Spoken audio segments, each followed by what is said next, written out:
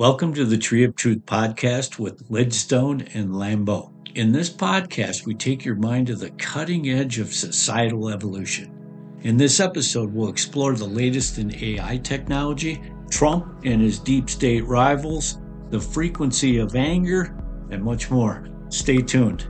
My pen name is Matt Lambeau, and I'm a human consciousness researcher and author, and I will represent the Western Hemisphere. With me is the lovable Lucinda Lidstone. She's a trained psychotherapist practicing for over 20 years, and she has her own very successful podcast called Talking Tea Leaves, which is featured on the growing YouTube alternative 1VSP. That's Talking Tea Leaves, found on the platform 1VSP. Lucinda will represent the Eastern Hemisphere. Together we are your East-West connection in hopes of someday uniting the world around common sense truth, or what we call our Tree of Truth. You can find this podcast and everything else about Lidstone and Lambeau at treeoftruth.org. That's treeoftruth.org. With no further ado, let's welcome the lovable Lucinda Lidstone.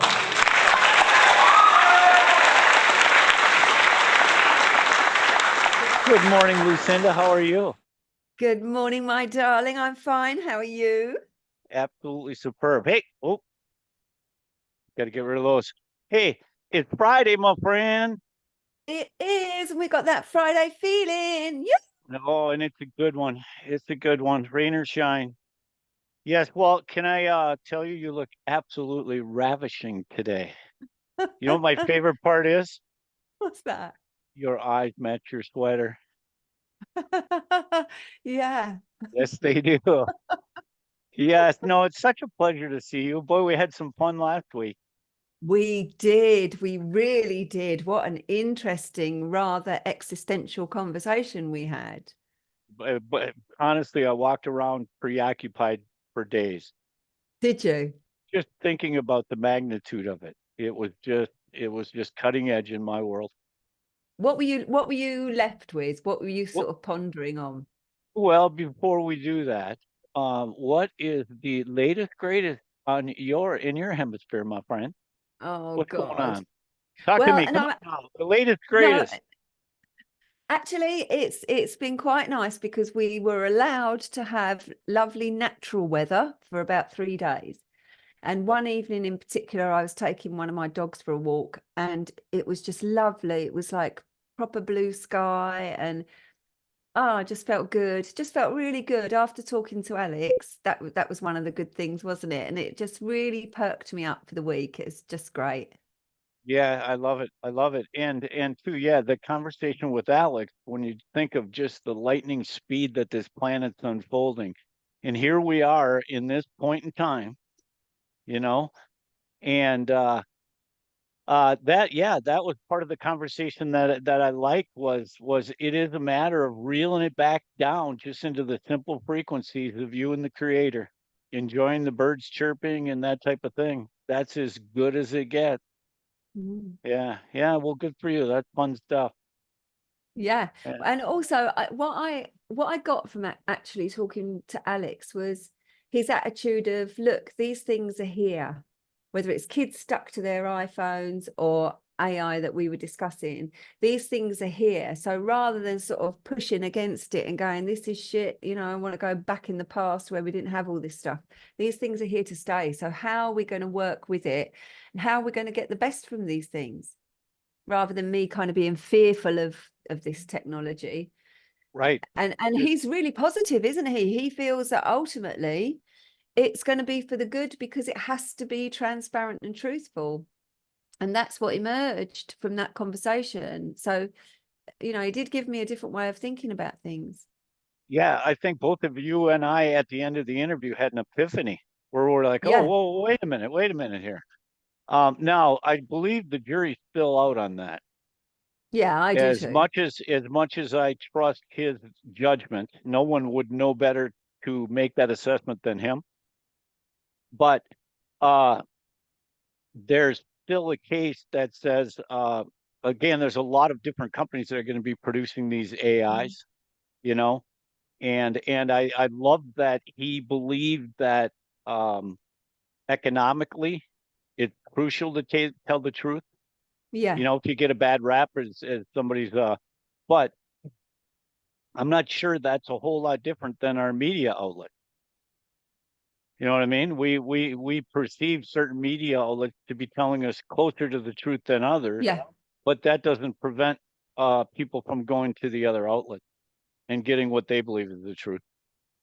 No, that's right. And what amused me actually on the show that he made of all our little clips of different conversations he'd had on Skeptico, it was interesting because he'd got the AI, he'd got the interview with the AI that he favors. I can't remember the name of it now.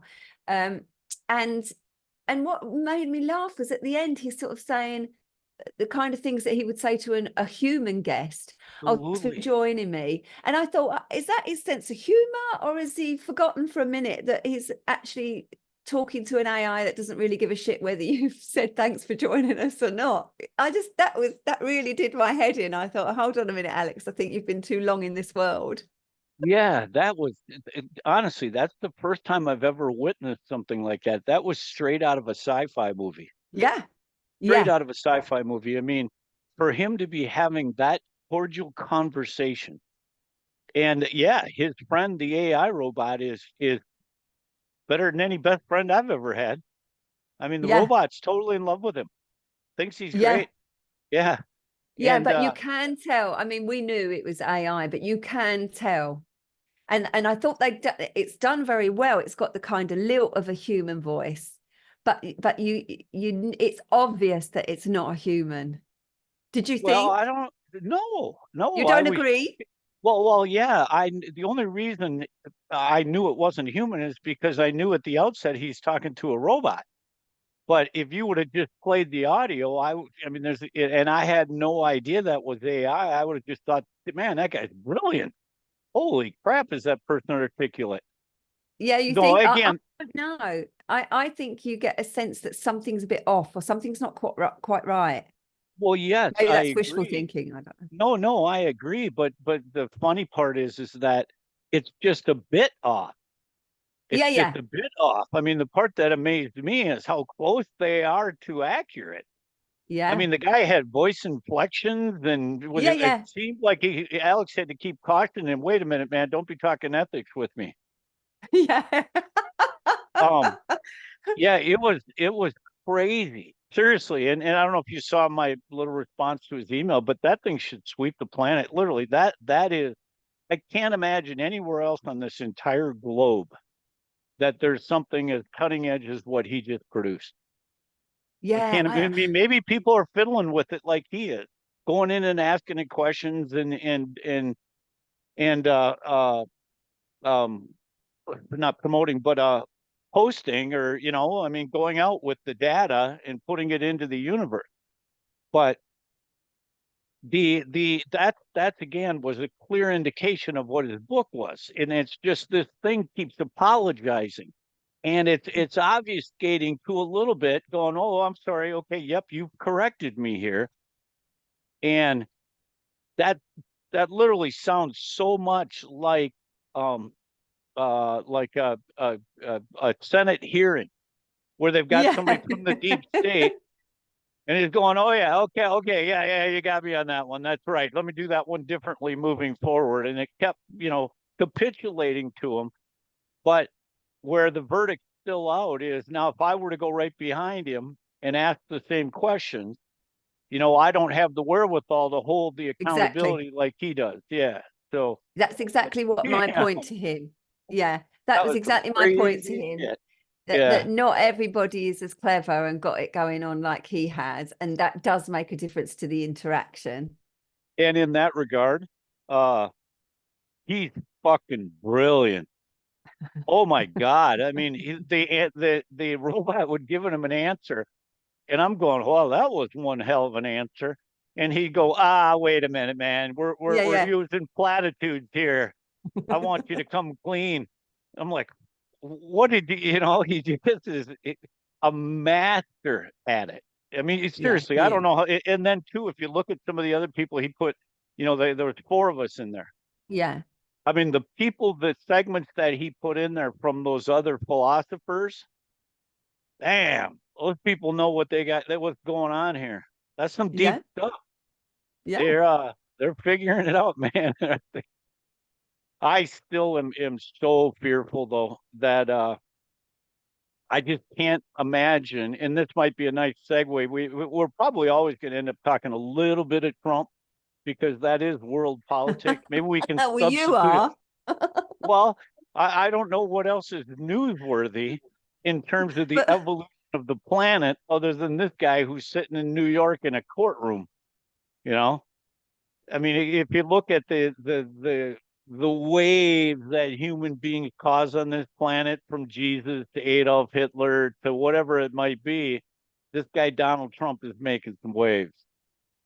And it was actually really a healthy discussion with him because Alex was pretty clear that he believed, and I believe you too, maybe think this way, and that is there's no difference. He's part of the swamp. They're yeah, all part of the swamp. yeah. And if that's true, then what are we fighting for? Why even open our mouths? I mean, it's a foregone conclusion, right? I mean, it would if this guy, who, as far as I can see, is absolutely loathed by the establishment, those that you yield the power do not like this guy. So I don't know. I don't know. But all I can say is when I find people who have an opposition to Trump, it's usually an ad hominem attack. It's his character. Like, I got a buddy who hates him. He's a banker. He says Trump doesn't pay his bills. So that has nothing to do with policy. Okay. Yeah. He's sitting in a courtroom because he slept with a porn star. Okay. Imagine if I owned the penthouse at the top of Trump Tower and I live in Manhattan. Um, the worst of my crimes is I fell prey to a porn star. Purely ad hominem. That's like putting Abraham Lincoln on trial for owning slaves. It just doesn't have anything to do with what the world is, in my humble opinion. I just see it differently, you know. But Well, okay. Yeah, but that is quite an existential question, isn't it? Because does it matter? Because are your policies separate from your person? And I think if we're looking to the leaders of our society, because that's what we're talking about, then we expect them to be as good a specimen of humanness as they can be. And if okay, so what if Adolf Hitler was an exceptional husband, an exceptional father, a great grandfather?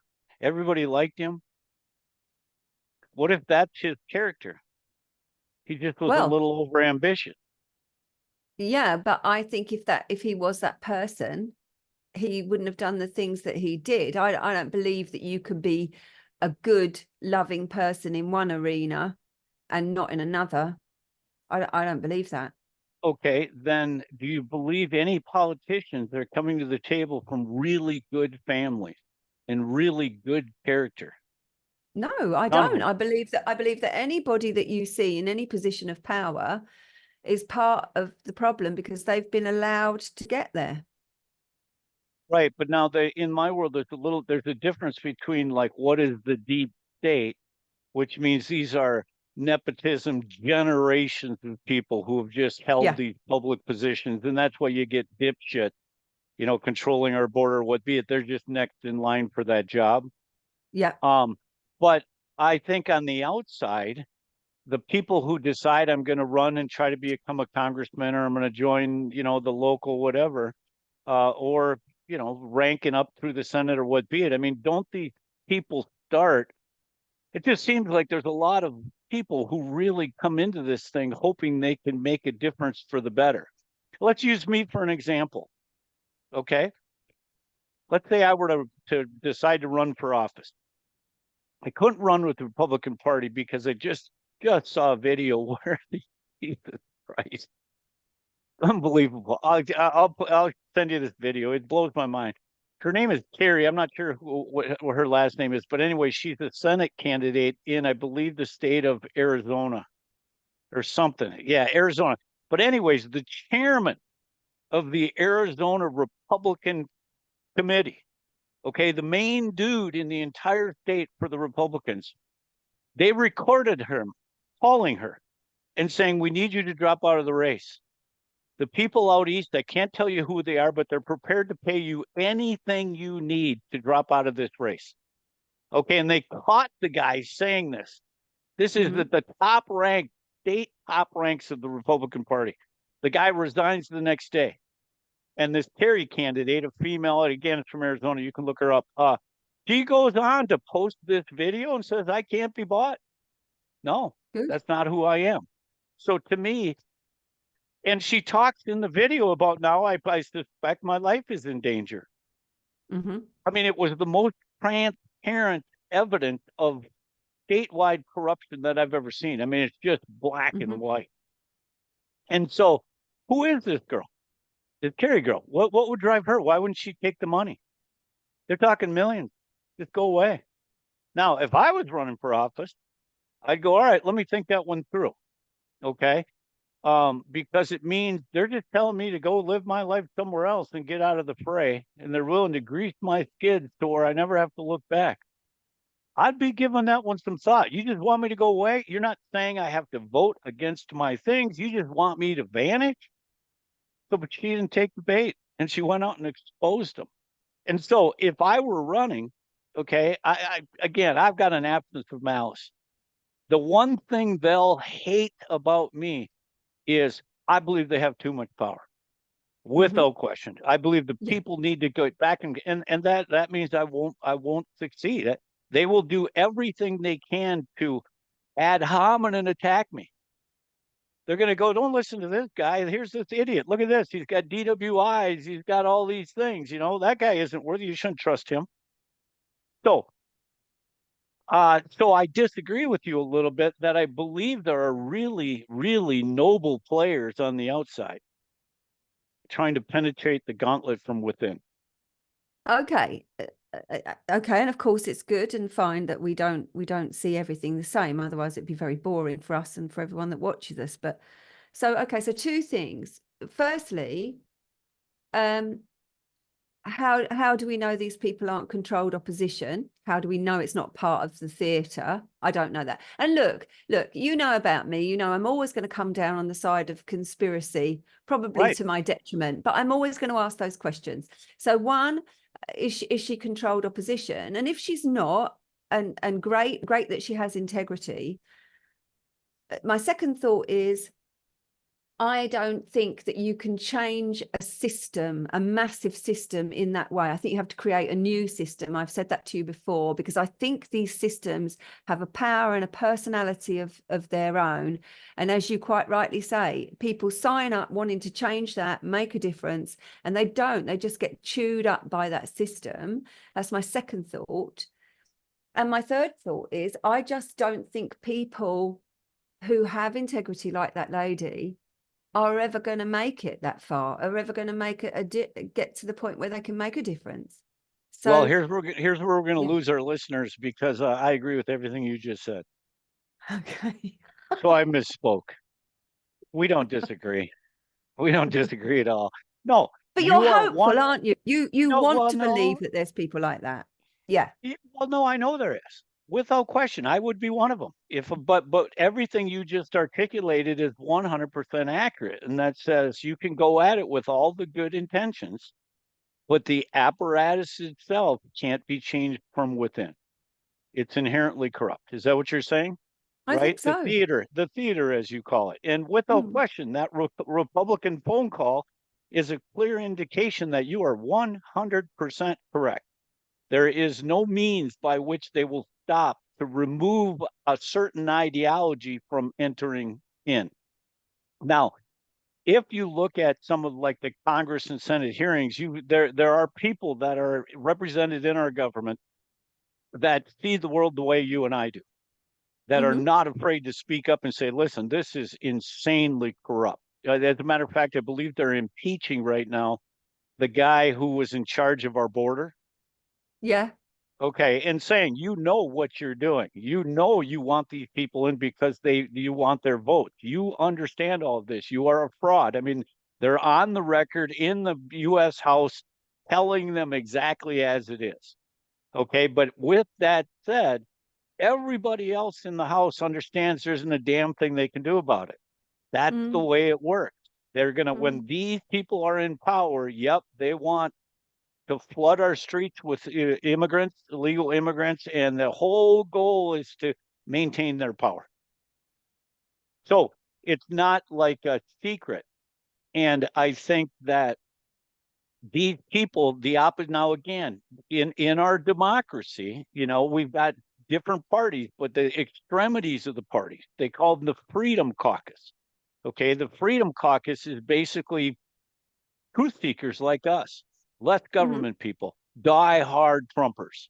Okay, and these people have united, and they're a massive obstacle for certain types of legislation, like spending bills, where they just appropriate, hey, we're going to send $100 billion over the Ukraine.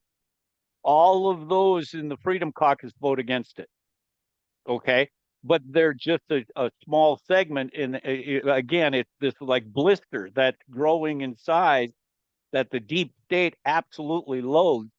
And they'll do anything they can to help to fight these people so they lose their seats. But there is a representation of our ideals from within. Okay. And if you Okay. watch some of the hearings, yeah. So I believe my views are being represented. But at this point, they're powerless because they're dealing with the apparatus, the establishment deep state, the life Republicans, the life Democrats, those in Washington, the nepotism that have been there for decades. These people want nothing to do with them. Now, if you throw the Trump element in, okay, because he's not welcome in Washington and loathed in New York and the circles of power, I really consider, even though he strikes me as an independent candidate that recognize you can't win as a third party, so I need to co-opt the Republican Party. I need to conquer it and take it, and that's what he's done. And again, if he turns out to be a bad guy, then I'm going to be eating a bunch of crow. But the last time he was in office, all he did was write executive order after executive order to relinquish power back to the people. And that's why they hated him. He just was giving it away. He was transparent. He wanted to release all the classified files. Now, maybe that's all part of the theater. But if that's part of the theater, then thinkers like me and Amy have been bamboozled.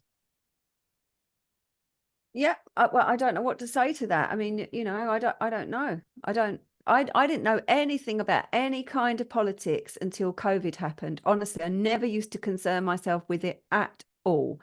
So anything I know has been, only recently learned. But ultimately, I'm interested in who's behind the curtain.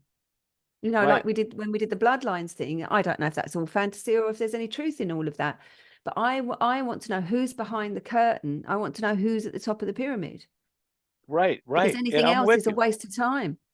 Right. So I honestly believe that the the pyramid exists. Okay, again, that's undeniable. That it starts with the central banking and the power and the control of the planet, and that works its way down through the establishment. The governments, in all the different countries, the people that have been in power for decades or centuries, and they're all part of that apparatus. Do I believe it's controlled by a cabal? Absolutely. Mm-hmm. The bottom line is this: is we're all human beings, and like an anthill, there's a queen somewhere. Yeah. It's just a case where there are certain people who are this is Amy, certain people that are control all of it. All right. Now, within that, and that in my Star Wars analogy is your dark side. Yeah. Okay. And I truly see Trump still at this point, not because of necessarily what he says or the way he talks or anything like that, but the people who hate him. I can tell by his opposition that he's a detriment to the establishment, or they wouldn't oppose him, they'd welcome him.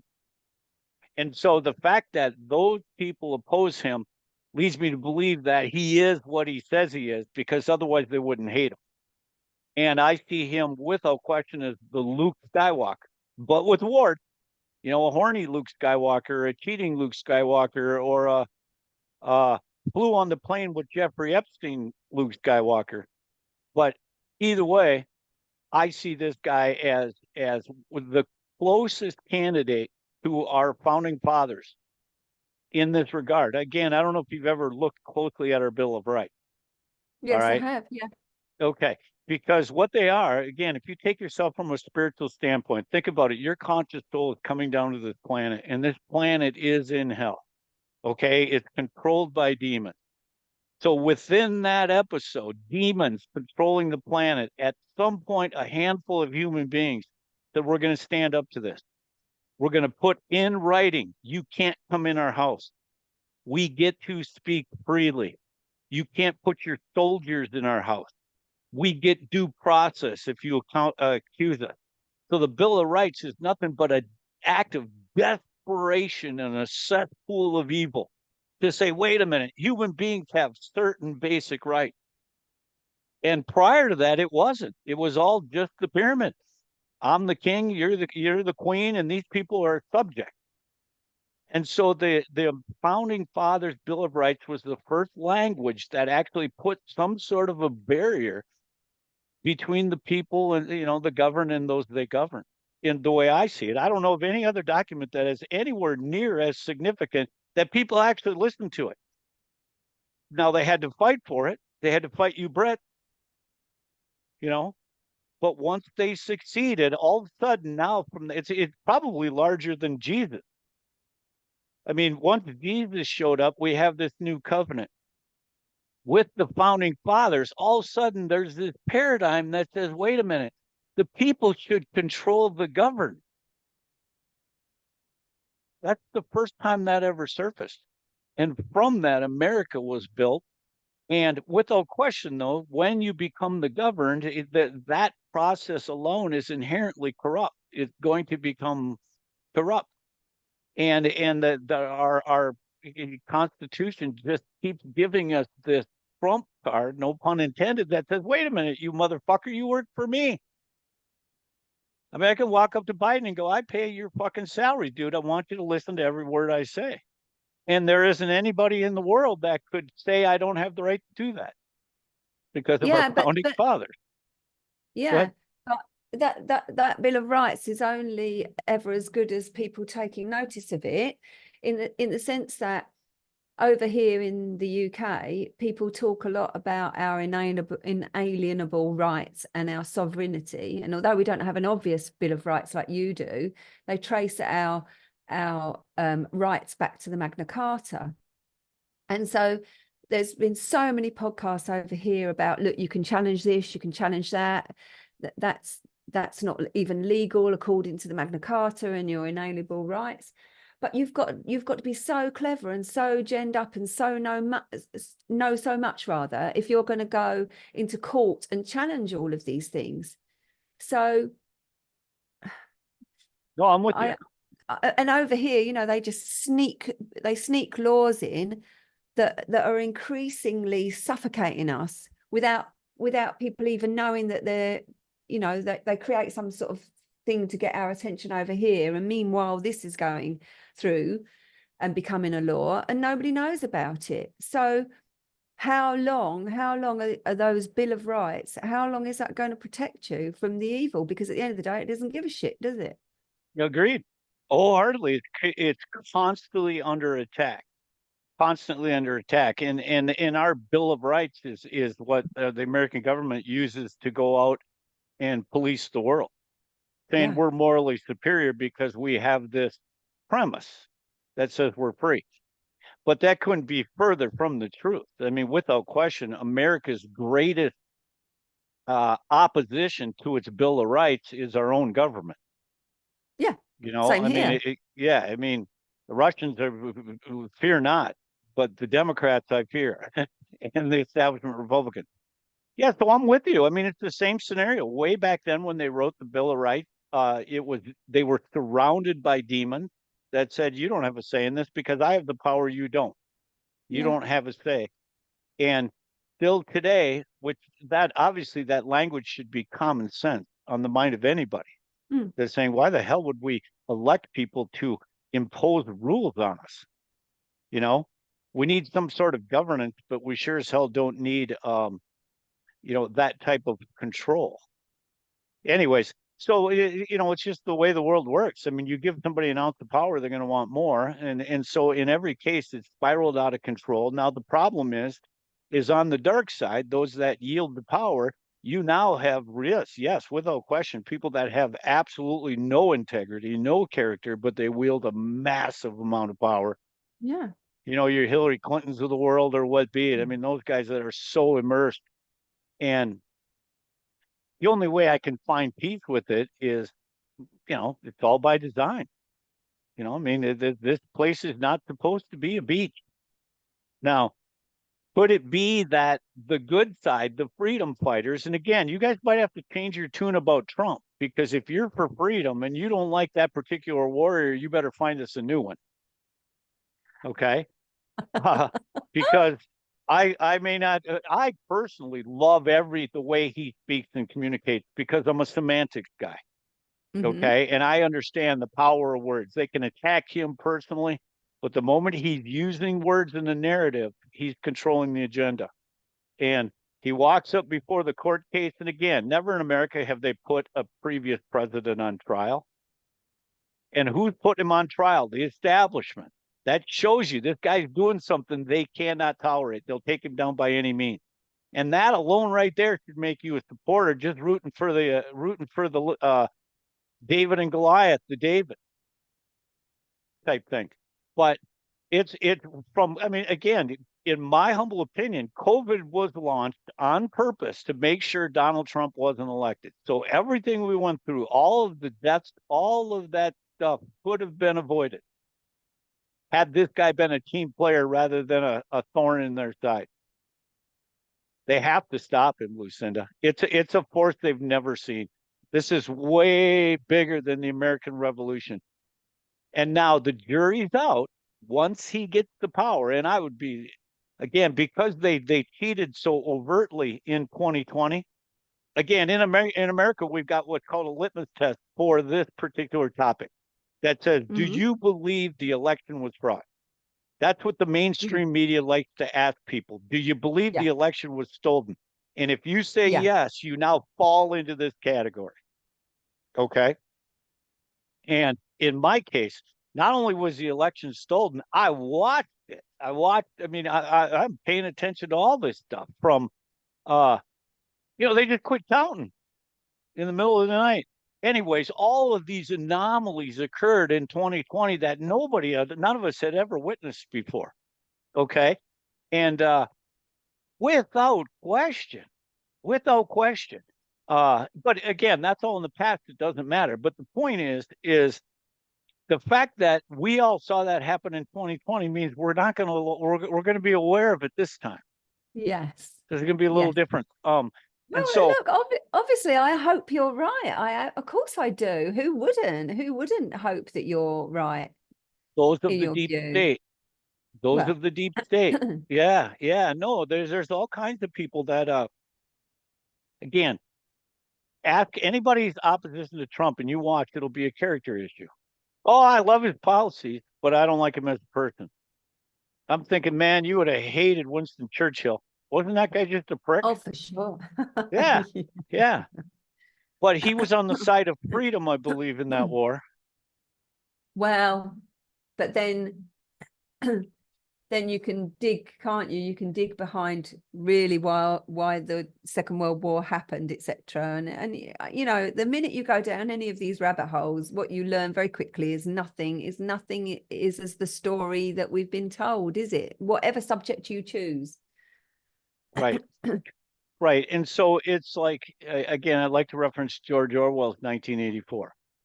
Because in 1984, they got big, I forget the names of the conglomerates, but 3 main powers on the planet that control the minds and everything. And they do these little war skirmishes with each other, just trying to grab this power. But that's the way it's been forever.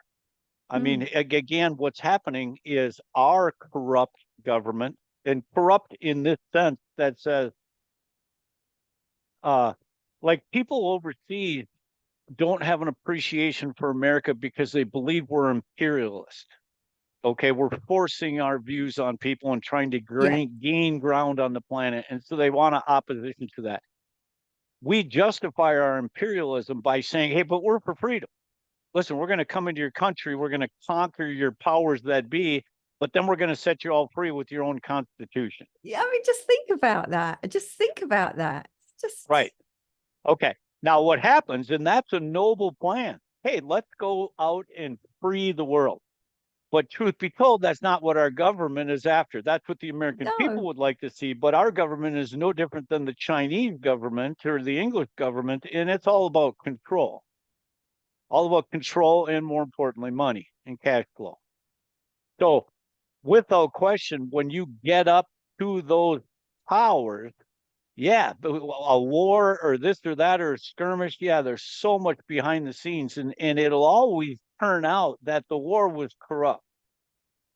Right, all the players were corrupt, that they're being dishonest, you know, whether it's Vietnam and they're in Cambodia and they don't tell the people or whatever it is, but you just can't fight a war without corruption. As the silver lining, or not the but so yeah, so anyways, I'm optimistic in that regard. I believe that if they lose power to this guy, okay, that Amy will be right. Amy, in terms of some of her projections, in terms of now, some of it seems a bit outlandish in terms of who's still on the planet, who's not, the depth to which the deception and the cover up are unfolding. But I don't have any evidence to prove her wrong, other than if that not an actor, if that's not Joe Biden, or that's not Hillary Clinton, or it's not Obama, but they're actors, man, they deserve an Oscar. Huh? Because anytime I see Hillary Clinton, she's as annoying as any actress could ever portray her. Yeah. You know, so, but again, I love that. I love that somebody's got a different view and they've got their reasoning. You know, I don't live in her subjective world. I'm not privy to what she's uncovered. So, but all I know is there's never been, I mean, again, I probably got interested when talk radio hit the circuit. Okay, remember, like in America, we had 3 news networks. Then all of a sudden, talk radio and guys like Rush Limbaugh or whatever it was surfaced. And that's when all of a sudden I dove in deep, because all of a sudden I'm hearing the other side of the story. Yeah. And from there, I've been enamored with this stuff. And I can honestly say that this day and age, man, this is crazy. Just to see how it all unfolds, you know. I truly believe that the cause of freedom has hope, and his name is Donald Trump. Okay. And I want him to keep throwing punches. The moment anybody opens their mouth and calls him a racist, I want him to hit him back and say, well, that's easy for you to say because you're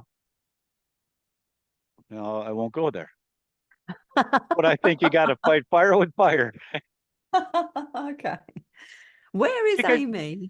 Is she coming? Oh, I don't know. Yeah, you know. Yeah. All right. I don't know. I'll just do this. We're on if you want to join us. So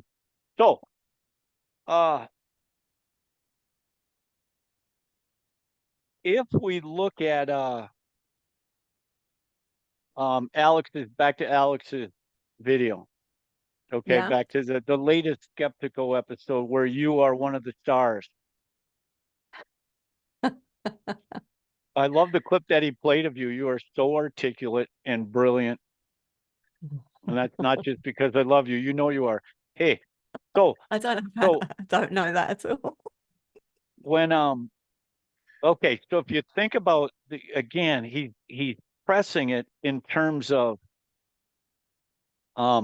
the separation between the material world and the spiritual world. Mm-hmm. Okay, that seems to be the whole nuts and bolts of this thing. It says, what's the word for it? I'm going to brain part it right now. Where it has compassion and everything. Sentient is the word they use. Sentience, yes. Sentient, Sentience, yeah. that's it. Yeah. Yes. And so, uh, this is digging pretty deep, but they were talking about sentience, but two, it has the ability to mimic through a narrative certain emotion. Like it can't say, it can't show love, but it can say, I love you and you should understand why. That type of thing. It's just crazy. But in the good side, I mean, think how cool. Honestly, I'm going to go. I didn't know it'll sit and talk to you like that. You can just, I suppose it's like Alexa or whoever. You can sit and just keep it there to ask you questions anytime you want, huh? Yeah, but you know what really worries me is you've got mainly they're young people, but you've got people like my son who's absolutely captured by online stuff. I mean, my son is never away from his screen, as I've told you before, and not so much him because he's older, but I can imagine some young kid who's lonely finds getting involved with their peers very difficult, and then they start up a conversation with this thing, and very soon it's easy to forget that it's just a machine. It's not a human. It is not your friend. And the worry is that you get all of those feelings or similar feelings to that which you get when you are with a friend, and this thing understands me and this thing's got my best interests at heart.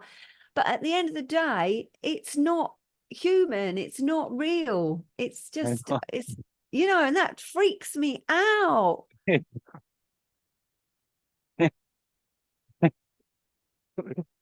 Are we going to have a need for therapists anymore when we got this guy?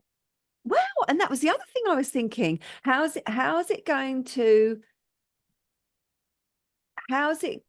imitate a therapist? And I thought, yeah, it could probably do well.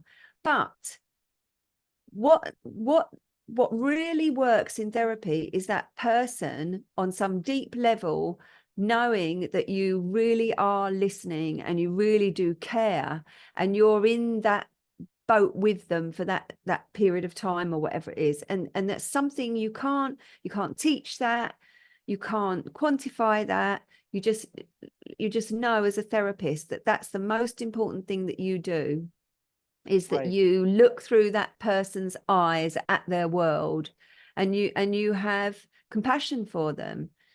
And AI can fake that, and it can fake that really well, but at the end of the day, it doesn't have those human qualities, does it?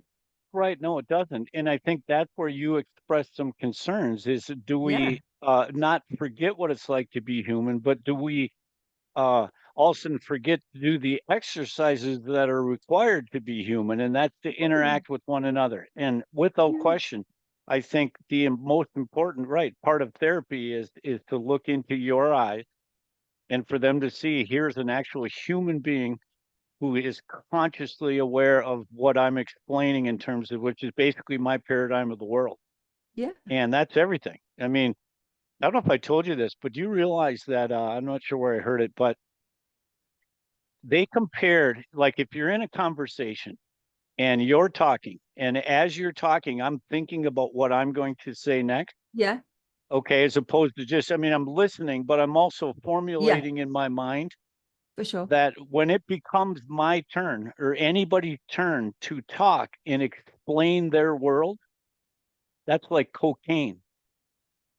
Yeah. The endorphins. And so that was really intriguing to me because, wow. And that's where prudence comes in, because you have this yearning to explain to people what's going on in our world. We want just anybody to show some genuine interest in what we think is important. And that's like waiting for your cocaine hit, going, all Sure. right, and that shows too where like some people are bad listeners and they interrupt because they want the cocaine. They want people to hear what's going on in their mind.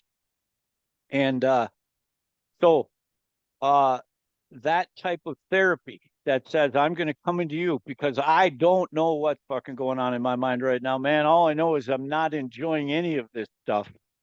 And to be able to have, look into your eyes and you genuinely care. Right. I don't think an AI is ever going to supplant that. But now imagine if the kids are befriended in an AI, and if the AI actually is filled with truth, the AI goes, listen, buddy, we've been in the room here for 3 days. This is not healthy. You need to take me to the park, you know? Yeah. We need to go play, so maybe if it um going and again, if it's going to have an emergent virtue, then it should start doing those types of things. It should know what's in the best interest of humanity. It should be able to recognize if a mind is heading off the deep end, is thinking about things it shouldn't be thinking of, like depression or whatever. Again, in my world, your life is exactly what you're thinking about at that moment. It is indeed. And to go back to what you were saying, that's what you learn as a therapist. The first thing you learn as a therapist is active listening. And it's listening to the other without taking yourself out of that equation. Because when people are in my therapy room, they're not there to listen to me. They're there Right. to tell me what their life is. It's not it's a very strange relationship. And of course, we sometimes disclose things if we think that's pertinent, or we'll say things and we'll comment. But it's not like a normal conversation. And I'm one of those people that I've always got a fucking opinion, and I'm like, we're waiting for the chance for me to speak. And Right. I know a bunch of reasons why I am made that way. And for me, I have to rein it in. I have to think, for goodness sake, don't take over the conversation, Lucinda. And at the end of the day, why is it that what I've got to say is that important? It's not necessarily, is it? Well, But I think it's important in this regard, and I think you have the same gumption. I believe that's the word that I do, and that's this. I've learned recently too, when they're talking, like my children, I'll go, okay, listen now. Do you want me to just listen? yeah. Because at some point, I'm going to provide solution. Okay. It's just who I am. But Yeah. I'm willing to hear your entire story if you want me just to listen. But now, here's the thing is I would not make a good therapist because I'm not a good listener. As you're talking to me, I can see the errors in your way, and I'm Yeah. ready to straighten them out for you anytime you're ready. And so it is a case where absolutely, like I'm going to use an example of my son here, recently broke up with a girl and he cares about her, truly cares Oh, about her. And so he's going through these tough times and he's explaining. And in my mind, I'm going, welcome to planet Earth. oh It's a yeah. crazy ride. It's a crazy Yeah. ride.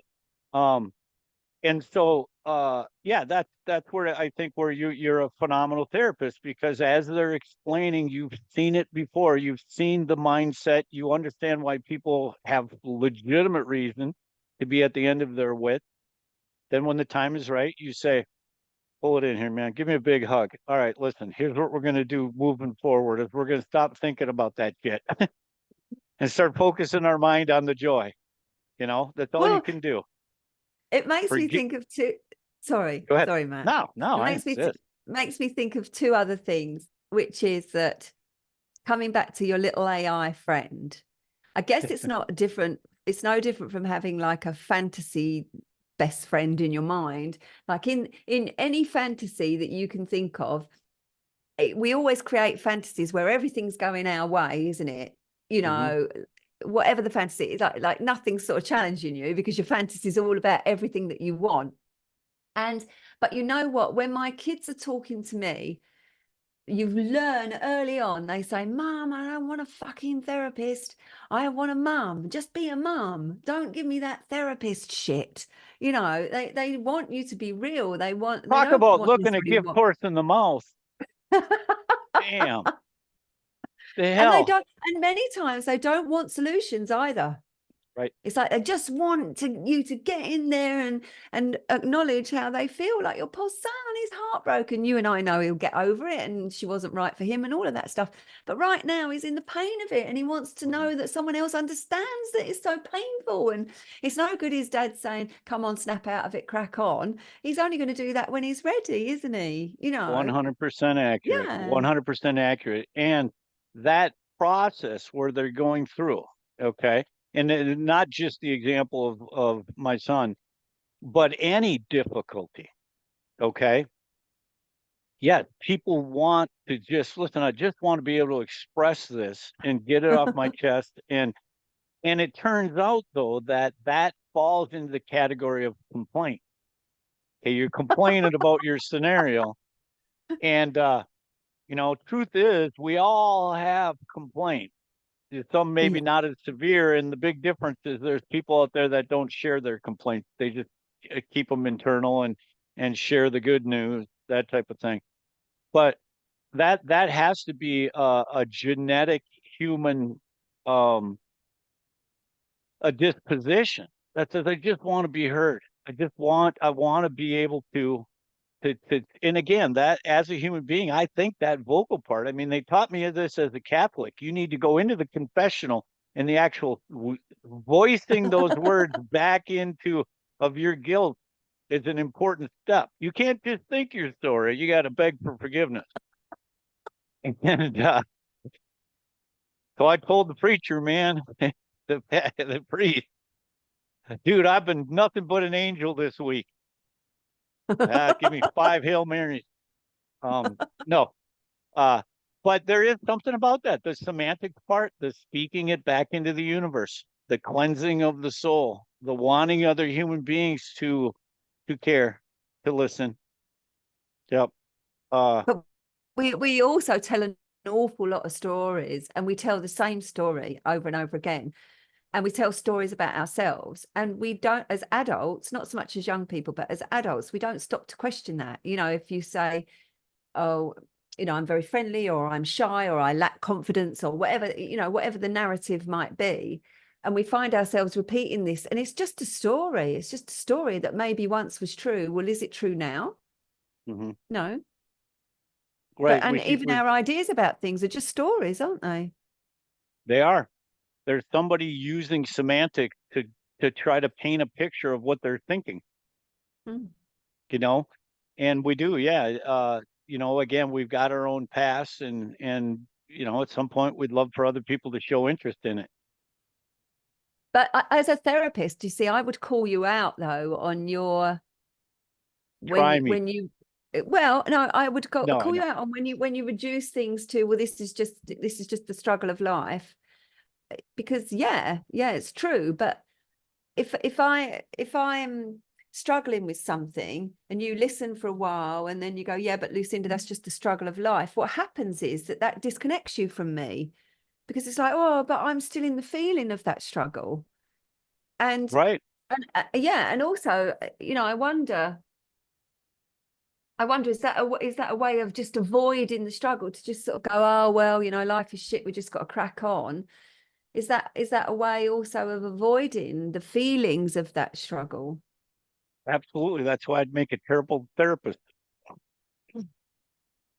And take your sorrow somewhere else, pal. What do you do with yours? What do you do with yours? Nobody listens to me. Dude, I've been through a shit show recently. Nobody gives a rat's ass at all. Of course they do. No, they don't. Of course they do. Your wife Maybe if must. I pay a therapist to care. No, but your wife must care. Of course she does. Yeah, but again, well, yes, of course people care. I mean, the thing is when you get into the pool of unconditional love, my family members, of course, we share each other's pain. Yeah. But there's certain premises that need to be adopted early on. And one is a concept like life on life terms. Okay. I mean, just pure acceptance. I don't know what book it's from. I think it's The Road Less Traveled. But the moment you accept life on life terms, your life will start getting easier. When you recognize this thing's supposed to be difficult, it'll begin to get easier. Yeah. And so when all said and done, at the end of every complaint, without question, you want to, again, because as human beings, we're navigating these troubled waters and we need participants.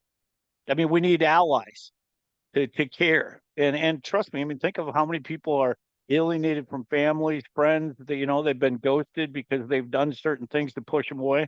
They're completely on an island. Those people are in desperate need for somebody to be able to listen to their plight without solutions. But still, when it's all said and done, after all the listening has concluded, the path out remains the same. Yeah, and I do agree with you there. And that is one of my struggles as a therapist. It's like, okay, I've listened to you for a year. I've listened to you for 2 years. I've listened to you for 3 years. Now, at what point, you know, if you want to pay a therapist just to sit there and stay in that struggle, then I'm not going to be the one for you beyond that length of time. I can't do it. It's like, okay, come on, take up the reins of your life, however difficult, and steer it somewhere. So, you know, I am with you ultimately, that you can't, you know, when are you done? So you're moaning, you're whinging, you're whining, you're legitimately struggling, you're suffering, but at what point are you done? At what point are you going to move somewhere? You got it. And in a lot of cases, and I'm guilty of this as well, your plight becomes your identity. Yes, it does. You know, Yes, and so they see themselves as a victim. All right. But truth be told, and again, this is like a semantics, or, you know, again, you're trying to alter their paradigm, because whatever, if their identity has become their plight, somebody needs to change their line of thinking. And in doing that, you know, people hate to make comparisons, but I think you have to, because life is, again, this thing is nothing but a perception. I'm perceiving this energy a certain way. And if that perception, oh shoot, I'm losing my train of thought here. So in shifting their paradigm, the way they view the planet, comparables are important. I use terms like this that says, listen, in your most desperate moment, okay, you're talking to me about your plight, and you're caught in this thing where your plight has become your identity. But I'm here to tell you that in your most desperate time, you could look over your shoulder and there's a million people that have it worse, that would trade places for your plight. But does that help you? So does that help you feel any different when you realize that? I suggest it makes you just feel shameful about the thing that's important to you in that moment. Does it really give you, you know, if you think about your dark times, if you're struggling for money and you know there's a homeless guy down the road, like for a second you can go, oh yeah, well, you know, I should be grateful I've got a roof over my head. But very soon the anxiety or the worry will just emerge again, won't it? Well, yes, agreed. But there's a case to be made that says your only path out of there is acceptance. That's saying, listen, I'm not alone in this thing. And truth be told, I'm separated myself, because even though most of humanity is dealing with these same trials and tribulations, I'm the one that can't seem to figure my way out of it. You know, so again, it's tough love. But there's, I just use myself as an example. Again, when you're going through those dark times, your loved ones are going to throw you a hand, you know, say, hey, listen, what can I do to help? But when all's said and done, you need to change the tune to one of acceptance that says, I'm either going to bitch about the things I don't have, or I'm going to be grateful for what I do. And if you don't shift gears and start, I mean, the moment somebody appreciates, and again, you got to whittle it down. I say, man, as long as you're above the ground and you're free, that's as good as it gets in the world. Money and all these other things are icing on the cake. This whole planet is just survival at its best. But again, that's why I would make a terrible therapist. None of my clients would come back. I don't know. I think they would. For that kind of tough love, dude, get over it. Let's go to the park and throw a football and think about something else. Yeah, but you're not, it's obvious when you speak to you that you're not heartless. It's obvious that it's not a case of you don't care. You know, there's, right. Yeah. I'm just Yeah. going from listening to the solutions providing too Yeah. soon. Yeah. Yeah. Yeah. Yeah. And this week I was invited on a radio show. And at first I thought it was going to be with Sonia, you know, who I've done the show with many times. Yeah. She's on a different platform now. And then they said, oh, no, it's not with her. It's with this other guy. And I thought I was on there to discuss a newspaper report that had been in the papers here about they're trying to make a law against smacking in this country, smacking children. Oh, okay. And there's all sorts of laws that protect children anyway against violence, etc. But it says there's this piece in the law that says unless it's reasonable discipline, and people are saying, well, you know, reasonable discipline can be twisted any way you like, and that most people now think that smacking is not okay. And on the surface, of course, who would disagree with that? Mm-hmm. But I'm concerned that it's just another way of the state saying, your children don't belong to you, and if you don't do this, that, and the other, we have the power to take your children away from you. So I wanted to know what your take on that is. What do you think about that? Yeah, I don't believe there's ever a reason to smack a child. No question. Anybody, for that matter, a child, another human being, physical abuse is just unnecessary. If you have to resort to physical abuse, in my humble opinion, that means you're a bad parent. You haven't gotten down to their height, looked them in the eyes, and understand what their problem is. Mm-hmm. That whoever resorts to smacking needs to do more listening and needs to do it quick. Now, with that said, that ain't fucking anything to do with the state. I mean, No. for them to say we're going to roll on in here and start imposing this new law that says, you know, yeah, so there's a big difference in terms of whether or not central control should be mandating these things. Now, I think those in central control, hey, if you want to spend a little money printing flyers that say, listen, you shouldn't have to smack your kid, get down and listen to them, that type of stuff. But I would oppose any law that's trying to corral more control on human beings. So whoever's behind it, I suspect they're up to something. They're the wrong person to be in power. But on the flip side of that, literally, if you're a parent and you got to resort to spanking them, they're that mouthy. You got to get down and talk to them. There's a I don't even know if it's a fine line between parenting and friendship. And everybody's always stated that you got to be a parent first. I never looked at it that way. I always thought I want to be a friend with them first, and they respect me because the way they would respect one of their friends. I don't want them to do it because I'm an authority figure. I want them to do it because they love me. They think I'm great, and they'd love to do it for me. Now, not saying that Well, always works, but tell me where you can't look into any other human being's eyes and flush out of them what the problem is. okay. So what concerns me is that, of course, nobody would disagree with that ideal. And it doesn't make any allowances for human frailty. And of course, if you hit your child, then you've lost control. You've lost control for whatever reason, and it's never a good thing, is it? Of course. But we're not robots. And oftentimes, like in my family, anger, being able to manage anger in a positive way has been a terrible lesson that we've all tried to learn down the generations. Right. And I've had some terrible toe-to-toe confrontations with one of my children. And I always said to him, look, you're going to do it better than me. I've done it slightly better than my dad with me, and you're going to do it better than I have.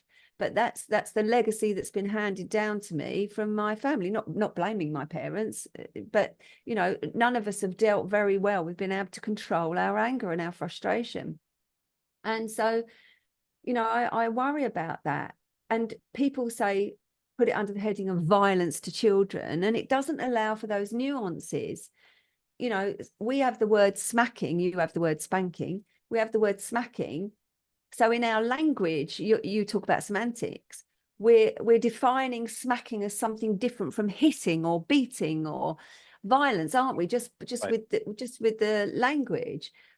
And also, as I say, I'm just suspicious that anything that is done for us supposedly for our own good, I don't believe it is.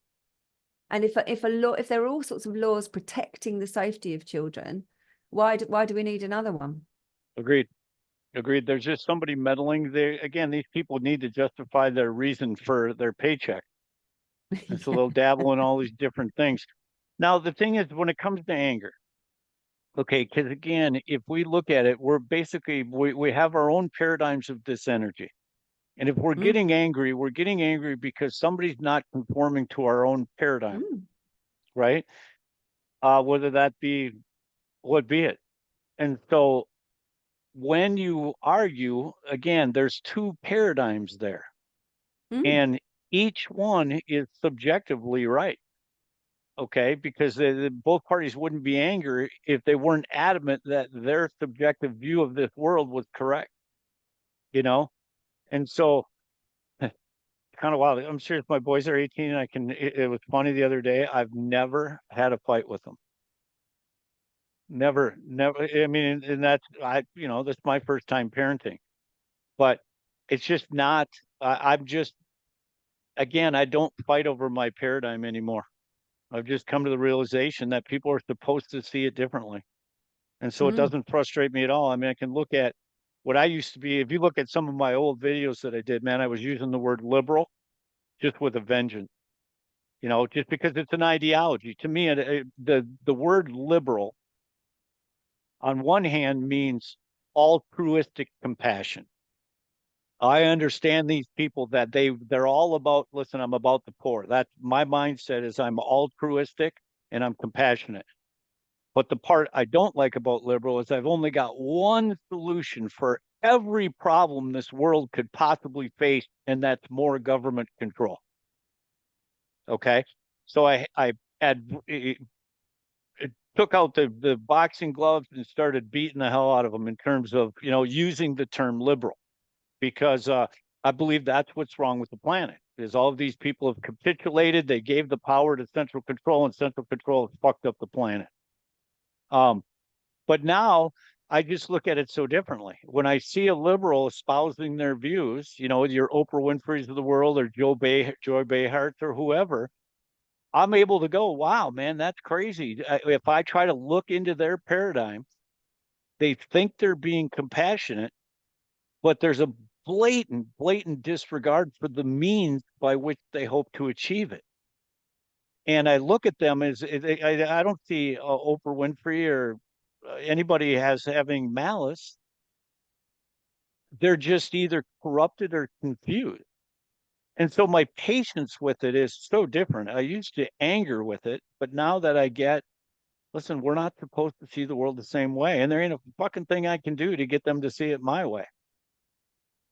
So same with my kids. I mean, yeah, I don't know. Maybe it's too, I don't surround myself with people that I haven't been angry or in a situation like that for a decade, I bet. I don't run into it. Nobody's ever angry in my I world. think there's very few days when I'm not angry about something. Really? What makes you angry? Seriously. When you use the term angry, that's saying that in you there's an energy, right? It's a frequency. Yeah. Sometimes you're joyful, sometimes I'm very joyful. There's not a day goes by when I'm probably not joyful at one moment as well. agreed. So that Yeah. and you're going to have those frequency or emotional swings. Like I used to say, hey, in one day I can go from suicidal to superb. Yeah. All in 24 hours. Yeah. And so, yeah, so it's a frequency. So when something angers you, is that something not conforming to what your perception of reality should be? For sure, of course. All right, so who falls short? Who's angering you? Well, without getting personal here. No, it's not so much people. It's like that. It's my basic human rights. It's the thing that angers me more than anything right now, as you well know, is the chemtrails and the blotting out the sun and the stealing my blue sky from me. I take it Right. hugely personally because I can divorce myself from the system as much as I want, but when I step outside, I can't even breathe fresh air. And there's nowhere I can go in my country to avoid it. And there's probably very few places I can go now in Europe to avoid it. So it's those things that makes me angry. It makes me hugely angry because it's an impingement. It's an impingement upon me. Because you're right about my anger is never that somebody else's paradigm doesn't conform to mine. My anger is always about my perception that you're impinging upon me. Got it. Got it. Yeah. And that's legitimate.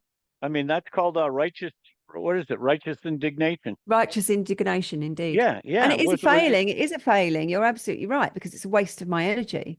You But got it. I haven't conquered it yet. I haven't conquered that lesson yet. Well, And also, that's in why you're terms of spending energy, quality time with your therapist here. well, indeed. I'm your And in therapist. terms of that energy, I think that anger and joy and creativity, they all come from the same kind of energy. It's a fire energy, and I've got a lot of that. And that's what drives me, and that's what excites me, and that helps me get so much joy from things and get really excited.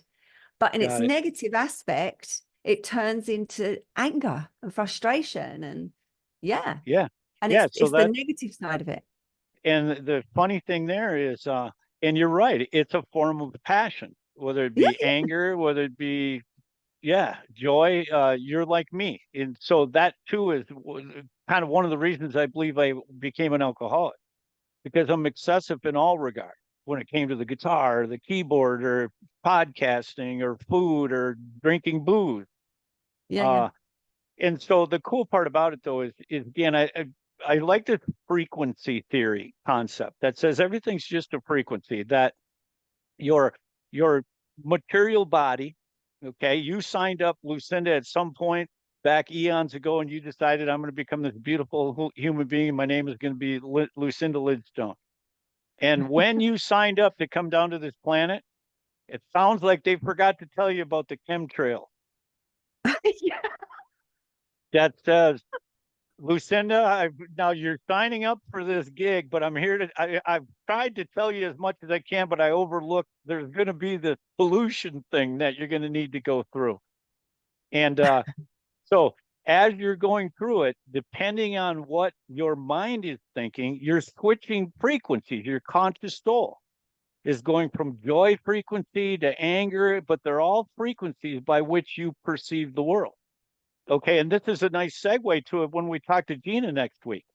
Okay, about all the hallucinogenic.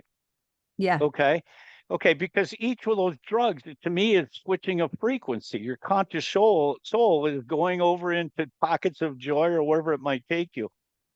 And so, I guess I've just decided I don't spend any time in the frequency of anger anymore. But if you don't get fired up by something, and also, again, it's semantics. Is what I mean by anger what you mean by anger? Oftentimes it's very different. But if you don't get fired up with anything, if there's no motivation, if there's no drive, which is all the same energy and expression, then you and I wouldn't be having this conversation. You and I wouldn't be trying to make things different, because we wouldn't have a passion for anything, would we? There'd be no point. No, I'm with you. I'm not denying the need for the passion. I'm just saying that passion rarely needs to be. We don't. Like you said, our passion can come out through a multitude of ways. Anger being one of them.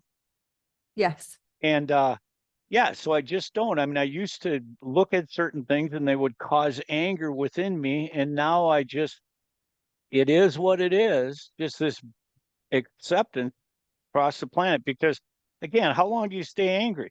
Not very long, because you realize it's such an exercise in futility. You immediately fall back on pure acceptance and switch your frequency to something else. So, but anger can be a motivating factor. Yeah, I guess I'm not sure where I'm going with it, other than I've just come to the conclusion there's just little use for it. I guess this all hinged from spanking. I don't see. I can see why human beings fall prey to it, with a question. I mean, I've spent more time in the angry frequency than most of them.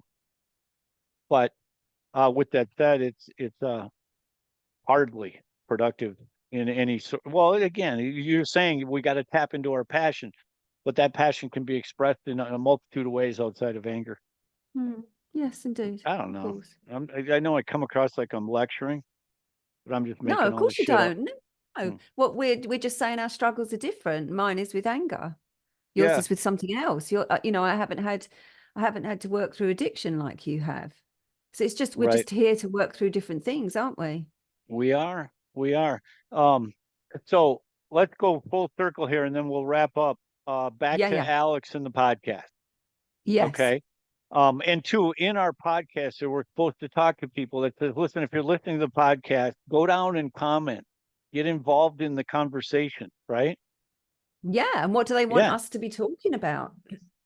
Yeah, absolutely. And they're welcome to join us. If anybody wants to come on the podcast, this is what we're doing is just exploring life. And that's you and I.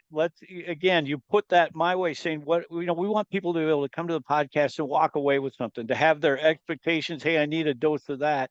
And so we're working. Do you feel like we're getting closer to that? Have you got some ideas which you think we could Oh turn out gosh, value each week?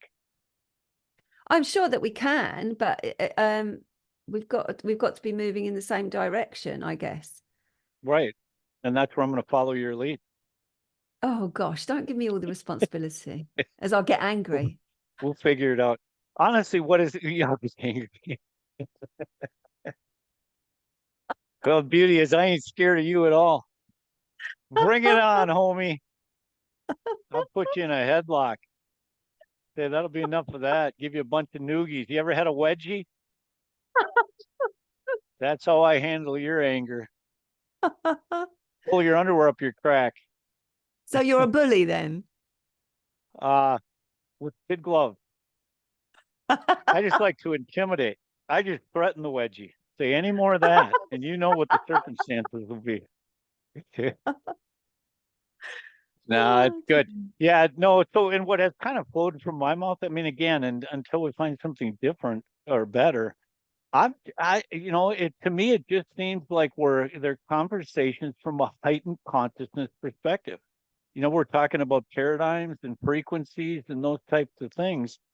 And according to my subjective paradigm of this world, that's some pretty neato stuff. I just think it's healthy for the soul. I think we could bring any Christian in right now that's struggling and saying, yeah, hey, you're on the right path. Jesus is a way to change your thinking from that of despair and disappointment to one of appreciation. Go down that Jesus path. That's a good gig, you know? And so I believe that, and actually I do have a friend that called me from, he's out in Oregon, a friend of mine that sobered up. I was with him, man. Oh my God. He Oh, was Well, he was in the throes of alcoholism, living in his apartment. But again, when you get drunk to the tune of like a full, bottle of booze, you know what I mean, yeah, like a quart or something, yeah. um, it becomes spiritual. And literally, he was surrounded by demons, surrounded. I Yeah, mean, I yeah, would yeah. listen to him talking, and he's like, "They fucking won't leave me alone, man." And he Yeah, sees yeah. the neighbors as demons. It was just crazy shit. And he's now sober and said he discovered our podcast and said, I Oh, can't really? believe that's you. Going, oh my God, Oh, because we had the same conversation. I mean, yeah, if yeah. he's talking to me and I'm sober, I'm going to be saying this type of stuff, the acceptance thing and demons and all that good stuff. Yeah. And he freaking was digging. He said, I did a marathon going back through all your episodes. Wow. I'd love to talk to him about his experience of that. I'm He, really interested in the altered states that people get in and like the realities of that. I'd be well, fascinated to talk to him. well, then Yeah. I'm going to send him this video so he can listen to Yeah. your invitation Yeah. because a great, great kid too. And honestly, Paul, good looking, smart kid from a great family, was near death. I mean, it was Mm. so close to killing him, like all of us Mm. that go down that deep. And now, just he's a nurse. which is he always, I mean, in his drive was, I want to help other people. And so now he's moving about the planet. He skis, he surfs. I mean, his whole second half of his life is nothing but blue sky. Yeah, so it's cool transformation. And so that's where I believe that it's valuable. Now, there's so much noise out there. And when I sent the other podcast out, people are like, 2 hours? Are you shitting me? What are you, nuts? I ain't gonna listen to that. No, but Which I I love get it. long podcasts. I've always said Well, that. I disagree. I love a 2-hour podcast. I love that. well, So I'm with you there, but again, you can understand people got so much bandwidth. And yeah, this day well, and then they age, can the just premise. pause it and come back, can't they? Oh, I'm with you. I'm with you. There's no point as long as it. I'm going to You get hear that, bolshy. listeners? Did you hear that, listeners? Lucinda said, "Listen, if you can't listen to the whole thing, just pause it and come back." All right, because whatever you got going on with your day, trust me, it takes a back seat to this shit. It's important. Um, no, that's good. So I got sidetracked, but so we'll finish here talking a little bit about Alex in the podcast. So again, for those of you, it's Skeptical, and he spends the time having this AI robot and doing as best he can to pigeonhole it with some super important questions in terms of like moral imperatives and you know, is there basically consciousness saying, listen, Mr. Robot, since you can't have that sentient, uh, which means there only a human spirit can, um, talk to me. You know, let's get on the topic of human spirituality and how that. And so it's just really a cool. What's the word I'm looking for? I mean, it's just I don't know how you describe that conversation. He's talking to what he calls is the smartest guy in the room, and he's really pinning it down, I think, with some of the most pertinent semantics you could ask the thing. Yeah. What's it called? Pi 8 or something like that? Oh, I Yeah, can't yeah. You know what? remember. I wrote it down here, but then I lost. Yeah. Yeah, you're right. Pi And what? 8. Honestly, what was the company? I wrote that down too. Let me see. Here it is. Yeah, I can't remember that. Yeah, it was. I think the company was called Inflection, Yes, and it was yes, that's something. it. Yeah, Pi 8 or Yeah. something. Something like that. And they were talking about a conversation around ethics, really, wasn't it? That's what Yeah, yeah. that's what the Ethics. AI There kept you go. landing on, and that irritated him after a while. Yeah, But yeah, yeah. yeah. So when you think of that ethics, okay, just quickly, what does ethics mean in your world? When you look at that term, ethic, and is there a human being that meets a threshold with ethics? Well, ethics is a big thing in the therapy world, What like is it? ethical Explain. practice. Well, it involves all words, doesn't it? Integrity, honesty, respect of the other, transparency. There's so many things that come under the heading of ethics. It's like doing things in a correct way, doing things that are not going to bring harm to anybody. So yeah, ethics is a Okay. huge thing in So my world. who established the ethic? For us, it's our governing bodies. But I told you before that our legislation for therapists is nowhere near what it is for you in the States there. Like you have, Right. So you're it's a saying lot more stringent. there's ethics as far as the practice of a There's psychotherapist. general ethics that you learn as being a therapist. So whatever training you have, it generally, well, it should involve some kind of idea of ethics and what does that mean? And it's about confidentiality, and creating a Right, safe right. space for someone and all that sort of stuff. Yeah. Got it. So you're saying there's guidelines, ethical guidelines for therapists, but now let's talk ethics of just your straight human being. Okay. And where did the criteria come from? Who decided we should be honest? Who decided we should be transparent? I mean, again, that's a leading question in my world. Obviously, it comes from, you say, within, which is one with the creator. There's something, to me, it falls along the category of self-evident truth, which is different Self-evident than truth, yeah. yeah. So, because that's different than my subjective truth, right? Yes, it is, but there are general things that most people agree with, that you don't steal from people, or you try to be honest and you don't kill anybody and you respect another person's property. Like if you are, although we all fail and we make mistakes and we do those things, most people would agree that we want a society to adhere to those general basic terms, don't we? Absolutely. And so again, to me, that we hold these truths to be self-evident, which instantly takes the narrative above the human, saying there's something above it, that we got life, liberty, and the pursuit of happiness. And notice that if you look at the different ethics, they all apply to accommodating somebody else's paradigm. You know, be honest. If I don't say anything, I don't have to be honest. If I don't say, you know what I mean? So it's basically, to me, it's ethics or human behavior that puts you on the path of like a Jesus Christ or something, that's saying, listen, it's not about you, it's about others. And so if you adhere to these ethics, now you're not inadvertently stepping on toes as you navigate this planet. It's just Well, and I do believe that all human beings, this is where the tree of truth comes in and rising above the subjective narrative, is you're correct. All human beings agree with these ethical principles. Or they yeah, should. but not everybody would agree with you that they come from the divine, would they? Unfortunately, not everybody would agree with that.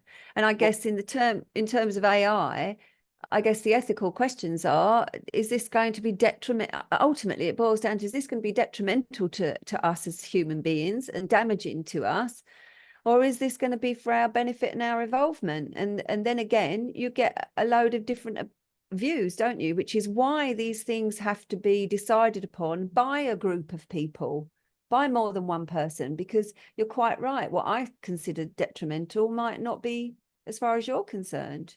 Right, right. It's purely subjective, purely subjective. But I do think that the human mind has the ability to rise above it and unite around things like ethics. Um, the To finish up, my final thought here is as Alex is, and again, that's perfect observation, because the podcast surrounds all about ethics and whether or not AI will adhere to certain types of ethics. But I think he concluded at the end, which is was a pretty good observation, and it wasn't necessarily about truth or honesty. What superseded everything as far as AI is concerned is transparency. Yeah. Transparency, you know, because if you say, here, we want you to adhere to this truth, that truth, this truth, or this or that, again, truths can be subjective, but transparency is crucial. And as long as it's transparent and people can look at the algorithms and judge for themselves, I think we're on a good path. But I think the verdict's still out. I love uh, Alex's optimism about AI. To me, I see it somewhat similar about my optimism with the push of Donald Trump in that movement. I'm optimistic that these two things could be heading in a freedom-oriented direction. But with that said, I clearly understand the pyramid, the cabal, the powers that be. And I'd be so surprised if within my lifetime we actually the people wrestle back power on this planet. That would Yeah. be a sight to see. That's of biblical proportion. Mm. Like, in other words, those chemtrails, they ain't ended unless something, No. and honestly, revolutions from within, from the outside, like let's say all of a sudden in England they decided to start a revolution. Can something like that actually succeed? Or will it become like America's January 6th that says, even though the people are supposed to revolt, oh, we've got this convenient law that says insurrection is illegal.